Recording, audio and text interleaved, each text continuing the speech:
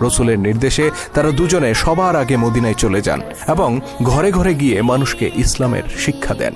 মদিনায় মসজিদে নববী প্রতিষ্ঠার পর হযরত বেলাল রাদিয়াল্লাহু তাআলা আনহুর সাথে যৌথভাবে ইবনে উম্মে মাকতুম রাদিয়াল্লাহু তাআলা আনহুকে মুয়াজ্জিনের দায়িত্ব দেন আল্লাহর নবী। বেলাল রাদিয়াল্লাহু তাআলা আনহু আজান দিতেন আর তিনি দিতেন একামত।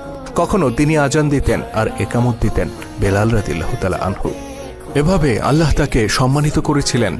এখানেই শেষ নয়, বদরের যুদ্ধের আগে ৩১৩ জন সাহাবীকে নিয়ে রাসূল সাল্লাল্লাহু আলাইহি সাল্লাম যখন মদিনা থেকে বদরের উদ্দেশ্যে রওনা হন, তখন তার অনুপস্থিতিতে মদিনার শাসন ভার ন্যস্ত করে যান এই অন্ধ মানুষটির কাঁধে। ইতিহাসে এটা এক বিরল দৃষ্টান্ত যে একজন রাষ্ট্রনায়ক তার অনুপস্থিতিতে নিজের স্থলাভিষিক্ত করেছেন এমন একজন মানুষকে যিনি জন্ম থেকে অন্ধ, আর একবার নয় দুবার নয় বরং ১০ বছরের মাদানী জীবনে অন্তত ১৩ বার আব্দুল্লাহ ইবনে উম্মে মাকতুম রাদিয়াল্লাহু তাআলা আনহুকে